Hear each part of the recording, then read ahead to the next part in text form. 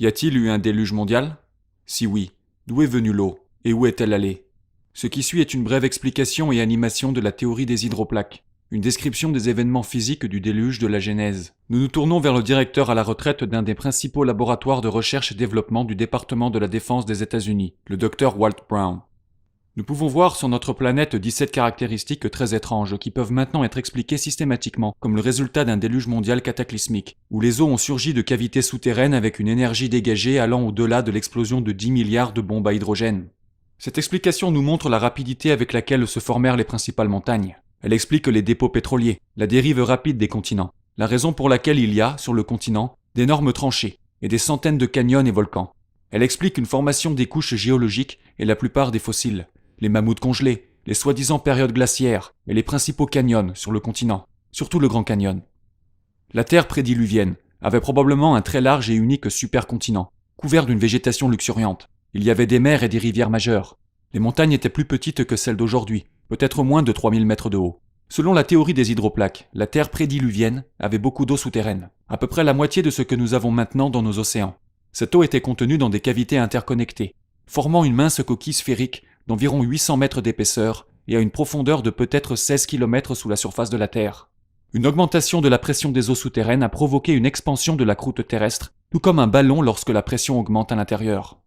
Une rupture de la croûte terrestre débuta par une fissure microscopique qui se propagea dans les deux directions à une vitesse d'environ 5 km par seconde. La fissure, suivant le chemin de moindre résistance, encercla le globe en 2 heures environ. Tandis que la fissure se propagea autour de la Terre, la croûte rocheuse de recouvrement s'ouvrit comme une déchirure dans un tissu fortement étiré. L'eau souterraine était sous une extrême pression, à cause de la masse des 16 km de roches faisant pression sur elle. Donc l'eau explosa violemment en éruption. Tout au long de cette fissure encerclant le globe, des montagnes d'eau furent projetées à une vitesse supersonique à environ 30 km dans l'atmosphère. La projection d'une si grande quantité d'eau provoqua des pluies torrentielles telles que la Terre n'a jamais connues, avant ou après. La Bible indique que toutes les sources du grand abîme furent rompues en un jour, et elle décrit ces événements il y a environ 5000 ans, que nous pouvons maintenant lier ensemble scientifiquement. Certains des jets d'eau propulsés tout en haut de la froide stratosphère se transforment en cristaux de glace à très basse température et produisent des dépôts massifs de glace, ensevelissant, étouffant et gelant instantanément beaucoup d'animaux, y compris les mammouths congelés de Sibérie et d'Alaska. La haute pression des fontaines éroda la roche des deux côtés de la fissure, produisant d'énormes quantités de sédiments qui déposèrent cette eau boueuse sur toute la surface de la Terre. Les sédiments prirent au piège et ensevelirent plantes et animaux, formant le registre fossile. Cette érosion élargit la rupture. L'élargissement finit par devenir si grand que la roche comprimée sous les cavités souterraines s'élevèrent, donnant naissance à la dorsale océanique qui entoure la Terre comme la couture d'une balle de baseball.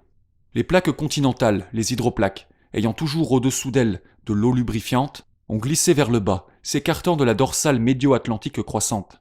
Après que les massives plaques continentales, accélérant lentement, ont atteint la vitesse d'environ 70 km/h, elles rencontrent des résistances, se compriment et se tordent. Les portions des hydroplaques qui se tordent vers le bas forment les tranchées océaniques, et celles qui se tordent vers le haut forment des montagnes.